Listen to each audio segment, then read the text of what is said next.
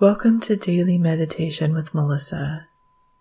Today, I would like to have a brief discussion on self-worth, and then we're going to do a meditation around the subject of self-worth and self-love. This meditation is going to be a little different than how I've meditated on this subject in the past. By approaching it in a different way, we can help to bring in new ideas, new thoughts, and new belief systems. So I hope you enjoy this discussion and meditation and that they serve you on your journey to returning to your sense of self-love and self-worth, because you are so deserving of seeing yourself as the beautiful, bright, incredible being that you are.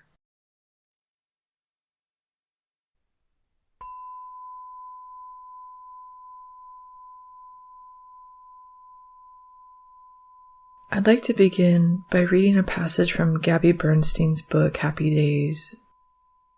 This passage really resonated with me, and it gets deeply into her own self-worth issues. So before I begin, I just want to let you know that it's a little bit heavy, and please do what feels right for you.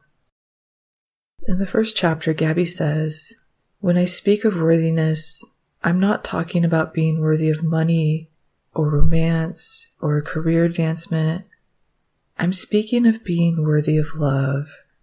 Early in my therapeutic recovery, my therapist explained to me that behind all of my blocks and fears were the feelings of being unlovable and inadequate."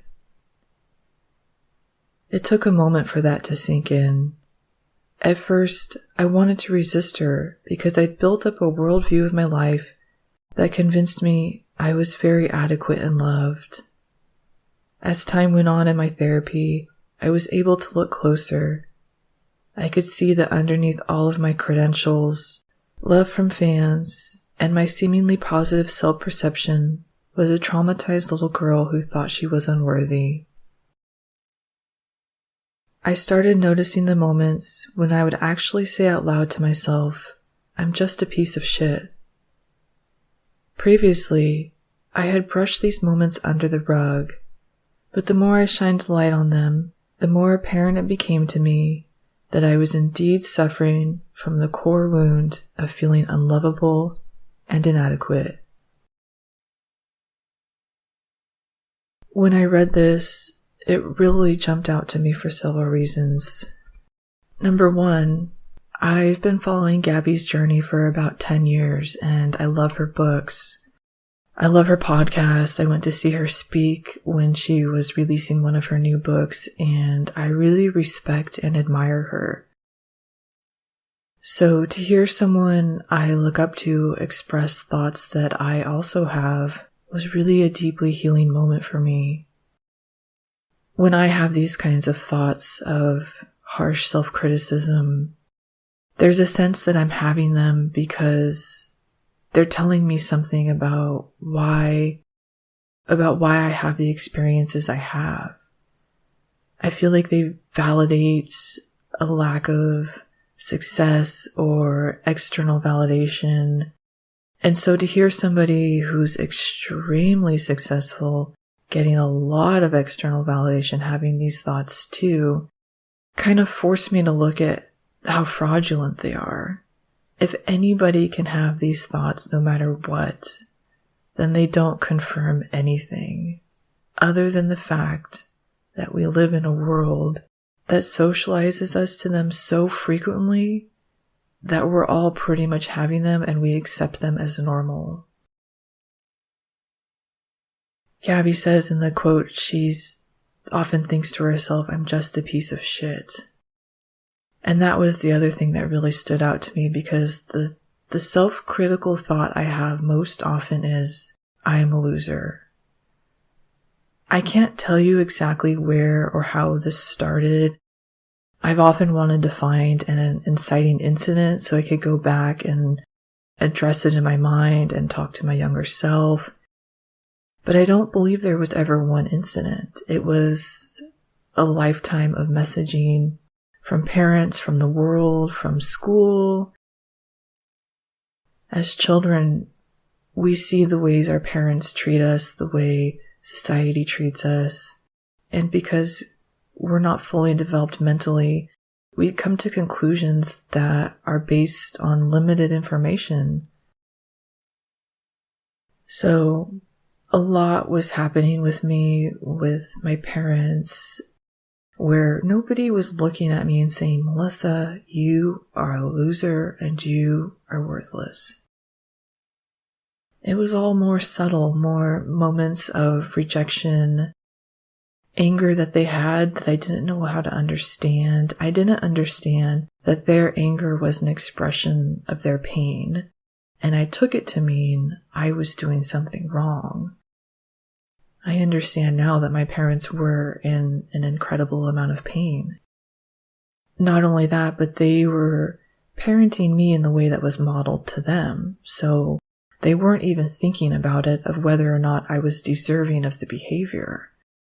And it took me a long time to understand that these things didn't happen to me because I am deserving of being mistreated. There was nothing about me specifically. It was almost an automatic reaction in them. And again, because as a child, I have so few experiences and no real understanding of the world outside my home that it felt deeply personal. And that doesn't mean that any of it was okay or that it was fair or right, but that I am learning to look at it more objectively for the sake of my own healing. Oftentimes when I think to myself, I'm a loser, I will then have an immediate second thought of, and everyone knows it, or everyone believes it, and it's something to the effect of, everyone knows I'm a loser, but nobody wants to tell me. This is such a deeply painful thought, and if it's bringing up your own wounds, just take a moment to put your hands on your heart and give yourself some love. These kinds of thoughts are really hard to look at, and I have so much respect and love and admiration for you for showing up for this discussion. So when I have the thought, I'm a loser, everyone else sees me as a loser, this really gets into the heart of what a lot of self-worth issues are. A lot of our self-worth, we believe, is how we talk about ourselves, and this is a big part of it. Are you critical or are you encouraging? But another big part of it is what we believe other people are thinking about us. We often address self-worth from the internal perspective of how do we talk to ourselves. But an equally big part of it is the external perspective. What are we projecting out into the world? When I believe that everyone sees me from this negative perspective, I am then creating a belief outside of myself that mirrors the one that's inside of me. I believe that outside of me, everyone is having this thought as well, and I am projecting onto them my own distorted perspective of myself, and that's how I believe they're looking at me. Even though this isn't real, and no one is actually coming up to me and saying this, no one in the world is running up to me in the streets and affirming to me that they have this extremely low opinion of me. Because it's real to me, then the pain is just as real as if they actually were saying this. In my mind, it has happened. And so for me, there's the internal experience of what I say to myself, and then there's the equally powerful external experience of how I perceive everyone is looking at me and what I perceive they are seeing within me. This is even more complicated by the fact that everyone is seeing me through their own perspective of themselves. We can truly only see in others what we see in ourselves, and I see this all the time in my own self. The lower I feel, the more critical I am of those around me. The better I feel, the more accepting I am. So even if there are people out there who are looking at me through this critical lens, they aren't telling me anything about myself. What they're telling me is how they feel about their own self. Because truly, no one has the right or the place to tell us who or what we are. No one spends 24 hours a day with us. Only we know ourselves. And thinking that we know ourselves better than anyone can lead us to believe, well, then these thoughts must be true because I know myself. But really, all that's showing us is the messaging that we were raised with. All these critical thoughts are telling us is, in what way were we guided to perceive our own self? What behavior was modeled to us?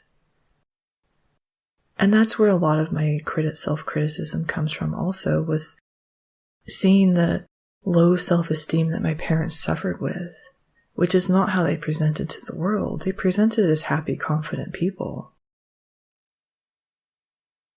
But I was alone with them in their private moments, and I knew how they really felt about themselves, and I learned how to be an adult based on the sense that they were their own biggest critic. So addressing this thought of I am a loser really has been for me, first of all, acknowledging that the majority of the people are not walking around thinking this.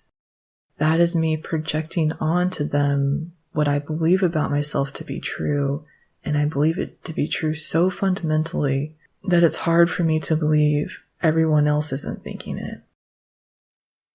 And then acknowledging that whatever people think about me is rooted in their own perspective of themselves. And there are very few people who genuinely love and appreciate their own self. And as I said with my own parents, even people who present as happy and confident often go home and feel a deep inner longing for self-love. And so looking to the people around us to affirm who we are is like looking into a funhouse mirror. We're not going to get a real true perspective of ourselves from them. You taking the time to listen to this discussion and to meditate and to work on your self-worth is something that really does change the world. One person showing people what it's like to stand in a place of self-love and appreciation is so revolutionary that you cannot underestimate the gift you are giving to not only yourself, but to everyone around you. In a moment, we're going to begin the meditation, and as I said in the beginning, this might be a little different than other meditations, and therefore it could feel pretty uncomfortable. And this is an important aspect to acknowledge when we're trying to rewire our thoughts and beliefs around self-worth is, as we bring in new thoughts, beliefs, reflections, there's a lot of discomfort that happens within us. And this is because our brain has created neural networks based around what we already perceive to be true. So I have repeatedly thought to myself, I am a loser. And if you can just imagine a cluster of neurons in my brain where like all roads lead to this and all roads lead away from it, it's a very powerful source of energy. And our brains are evolved for efficiency. So a repeated thought is returned to because it takes the least amount of energy. It's already there. All roads are flowing in and flowing out from this place. And my brain says, that's the most efficient thing. And I like to conserve energy. When I put in a new thought or a new belief, I am worthy of love, a new neural network must be built. And think of the energy that goes into building a bridge or a town. A lot of resources are brought in to do this. And so To create something new, your brain really has to put in a lot of effort.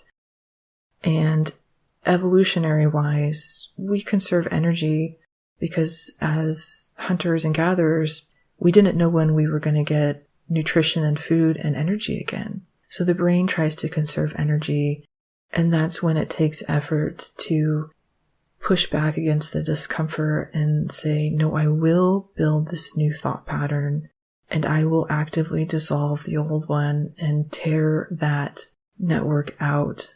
I will dismantle that system so that is no longer the default.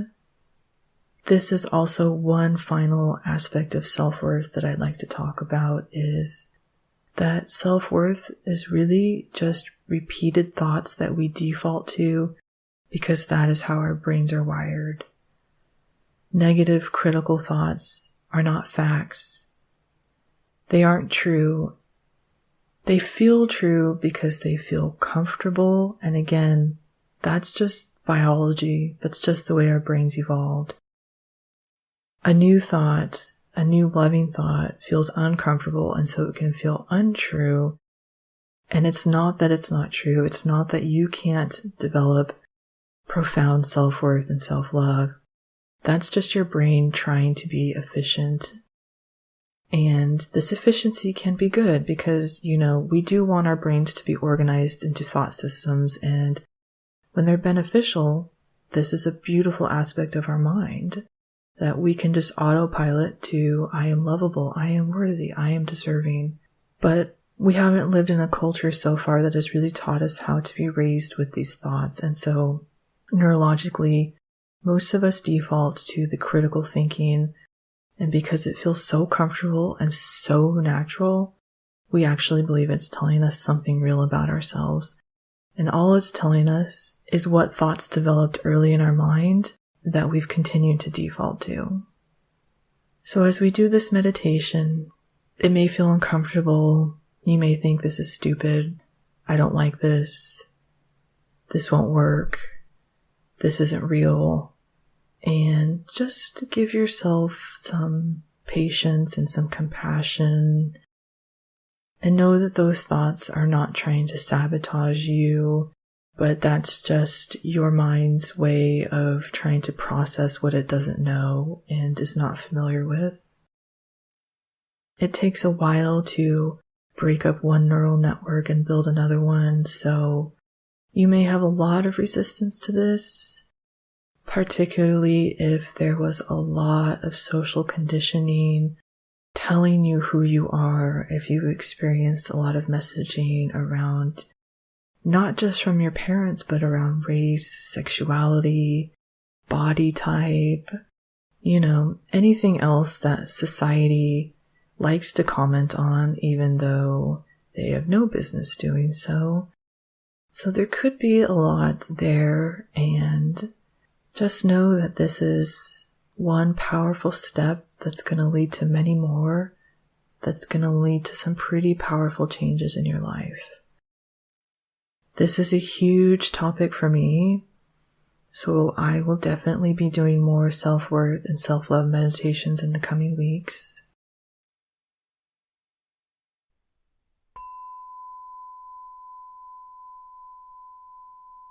I would just like to conclude by saying that these are the things that I have learned around self-worth, and I am just a meditation teacher. So if this has brought up anything in you that you would like help processing, I encourage you to seek out the help of a professional therapist or a counselor or an accredited coach or guide, anyone who can help you personally with what you're thinking and experiencing, as I am not a trained professional. I am simply sharing my thoughts and experiences, and everything I say is also rooted in my own perspective, so always take what works for you and leave behind what doesn't.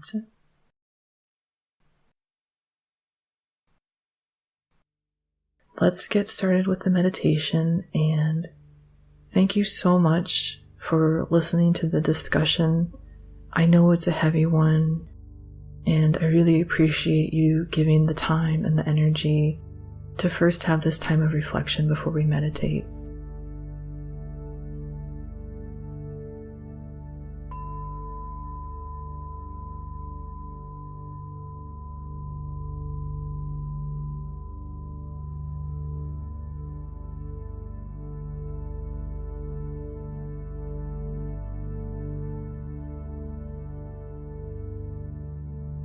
We'll begin by taking a deep breath together, in through the nose and out through the mouth. Breathe in, hold, and breathe out.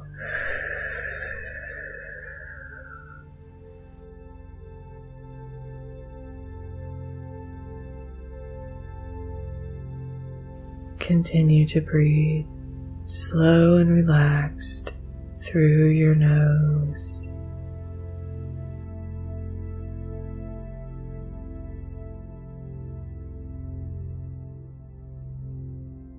Bring your awareness fully onto your breath.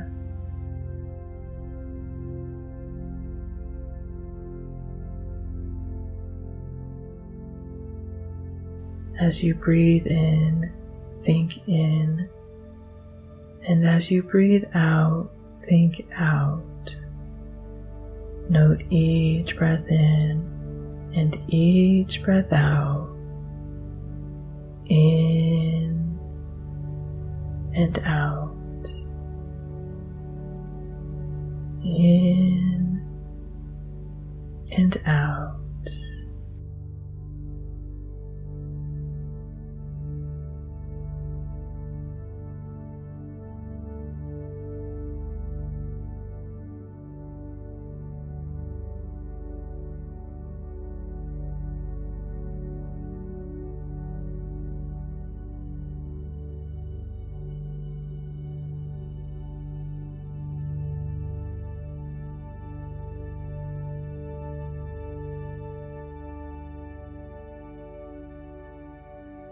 Imagine now a soft pink light descends down to you from above.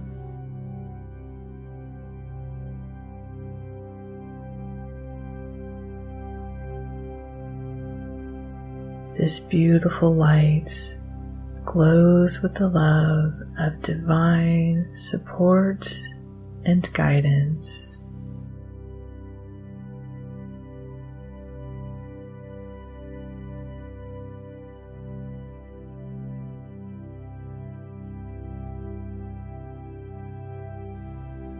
This light is here to hold you and to support you and to remind you that you are not alone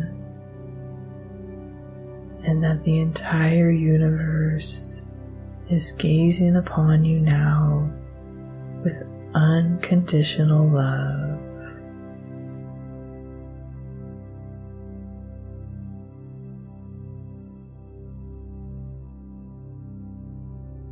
This divine pink light descends down through your head,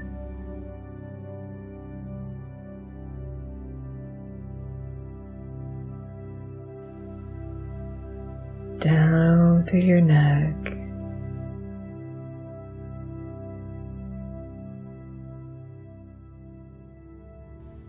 and into your chest.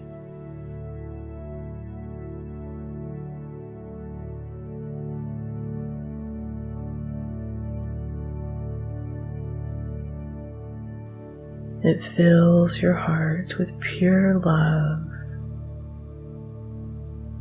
and reminds you of who you really are.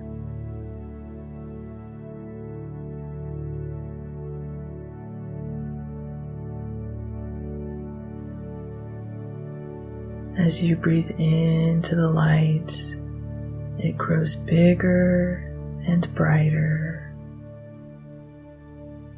And as you breathe out,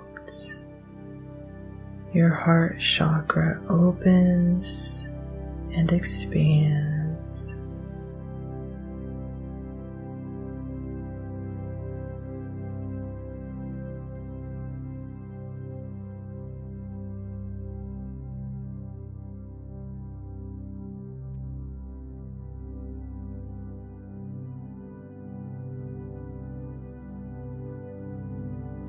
The light grows out until it sits several feet around you.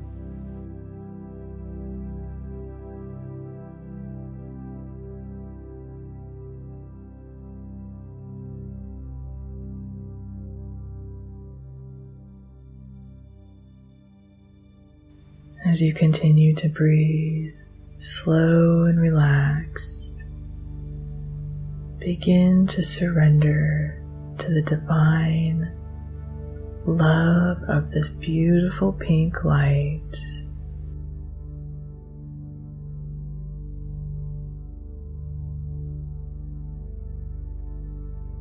Breathe in its love and breathe out and soften and melt.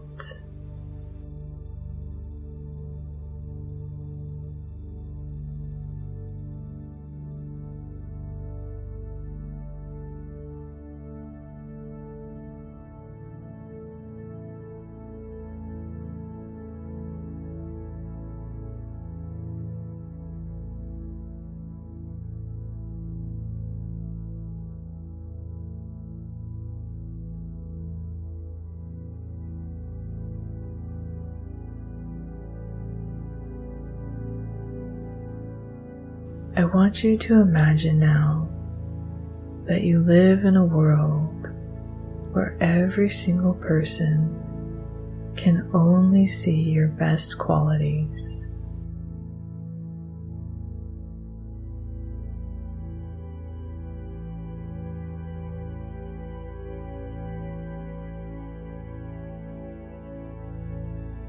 Everywhere you go, people speak to you with love and affirmation.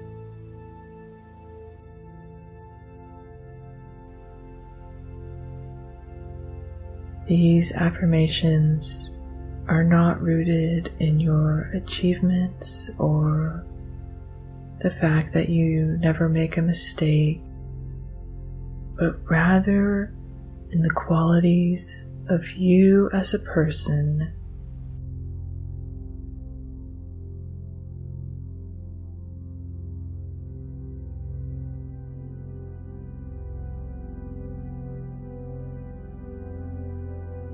You go to the grocery store and someone gives you a compliment from this place.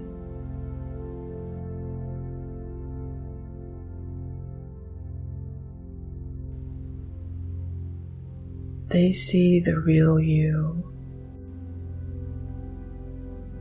And what is it that they see in you? Do they compliment you on your kindness, your sense of humor, your compassion, your courage?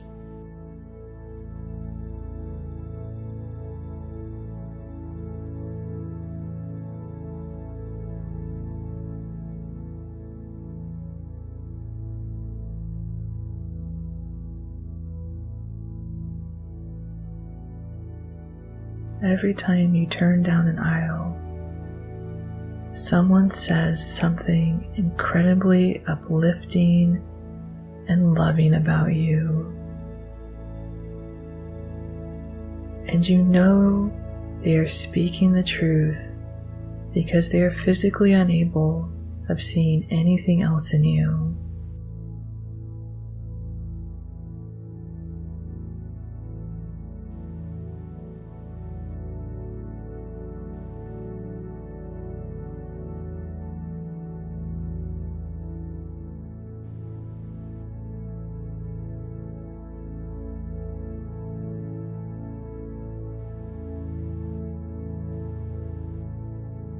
You go to a party And again, everyone has kind and beautiful things to say about you.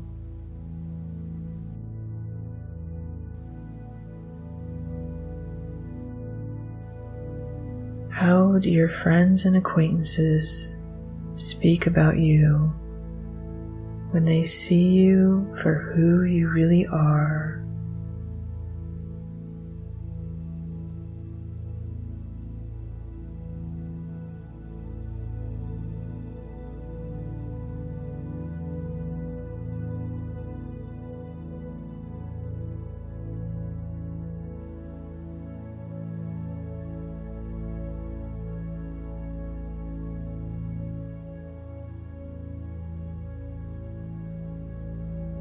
You go to work, and the moment you step in, you are showered with praise and appreciation.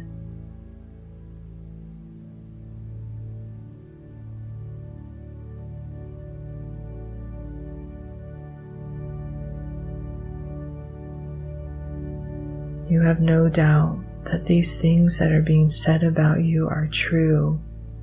You know that everyone is speaking what they really see in you.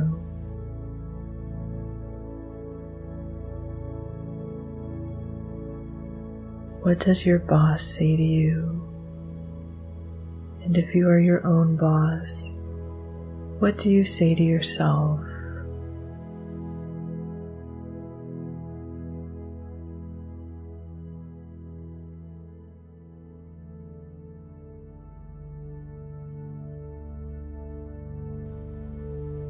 What do your coworkers say to you?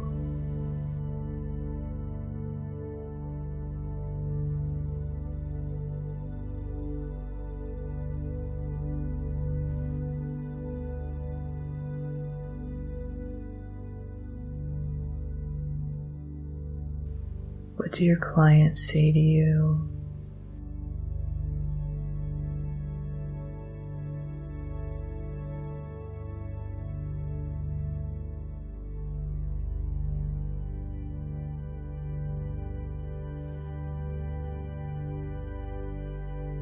Give yourself time now to explore this visual further.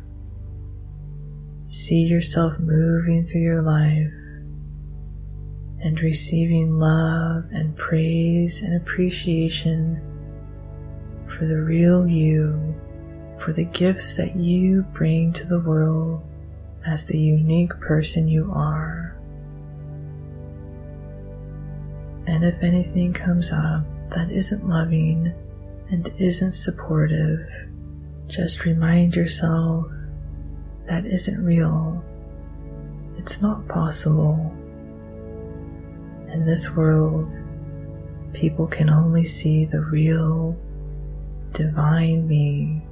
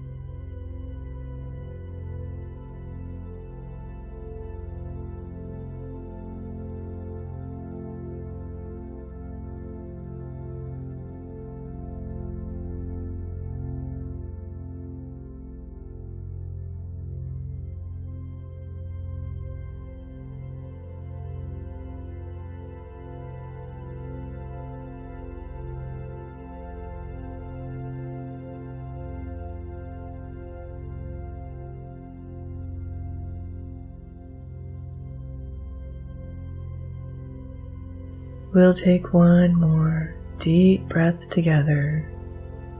Breathe in,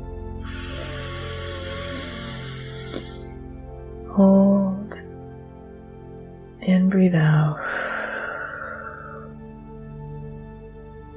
Thank you so much for taking the time to participate in this discussion and guided meditation with me.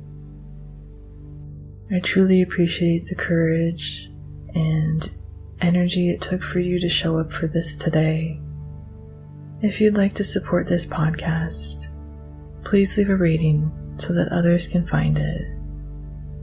You can find me on my new Instagram page at meditate_with_Melissa.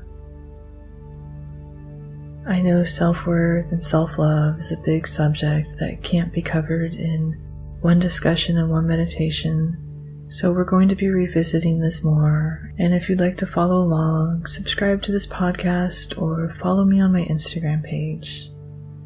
Thank you so much.